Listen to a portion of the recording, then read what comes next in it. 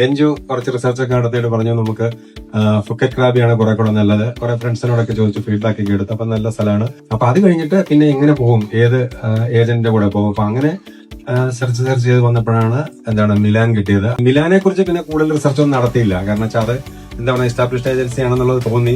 പിന്നെ ഗൂഗിളിൽ റിവ്യൂ നോക്കിയിരുന്നു. അപ്പം വളരെ നല്ല റിവ്യൂസ് ഒക്കെ ഉണ്ടായിരുന്നു. പക്ഷെ വന്നിട്ട് അടിപൊളിയായിരുന്നു, സൂപ്പർ ആയിരുന്നു. അനീഷിക്ക സൂപ്പർ. ഞാൻ നോട്ട് ചെയ്തതാണ്, എല്ലാവരുടെയും അടുത്തെങ്കിലും ഓടി ഓടി നടന്നിട്ട് എല്ലാവർക്കും എന്തെങ്കിലും ആവശ്യമുണ്ടോ എന്നൊക്കെ ഇങ്ങനെ അന്വേഷിക്കുന്നുണ്ടായിരുന്നു. എന്ത് ബുദ്ധിമുട്ടുണ്ടെങ്കിലും.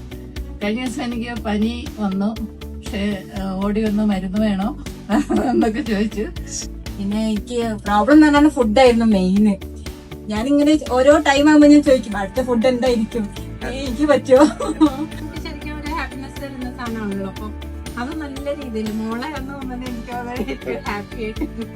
അവളുടെ ഏറ്റവും സങ്കടം എപ്പോഴും അങ്ങനെയാണ്. ഫോട്ടോ നല്ല രീതിയിലൊന്നും കിട്ടാറില്ല, എക്സ്പെക്ട് ചെയ്യണ പോലെ. ഇപ്രാവശ്യം ആൾ നല്ല. പിന്നെ അവർക്ക് ഒരു വിഷമം വന്നാൽ ന്യൂ ഇയറിന് അവരായിട്ട് നിക്കാൻ പറ്റിയില്ലല്ലോ. പക്ഷെ ഭയങ്കര തിരക്കായിരുന്നു, നമ്മള് വിട്ടാൽ ശരിയാവില്ല. അതൊരു സങ്കടം ഉണ്ട് അവർക്ക്.